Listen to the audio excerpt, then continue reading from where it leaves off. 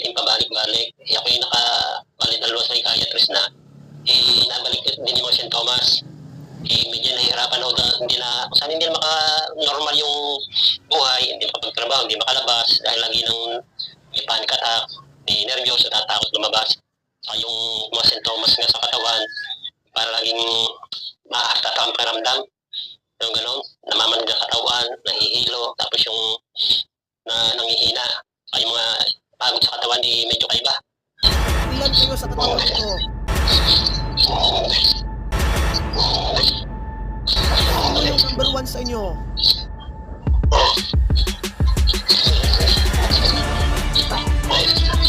Anong plano mo sa kanya?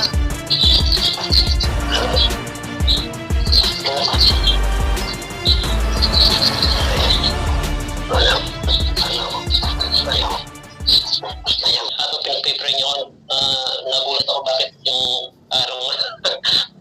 parang espiritong yung na Lumalabas. makawala sa akin. So, yung nanginginig sobre ang katawan ko. Parang dalawa kaming sa aking katawan eh. Ganun. Patuloy ko na sinatawagan ang pangalan natin Panginoon para tuluyin ako makawala. Ayaw, maganda yung pakiramdam. Yung parang masusuka. Hallelujah. Saka yung naramdam ko, pinawisan ko.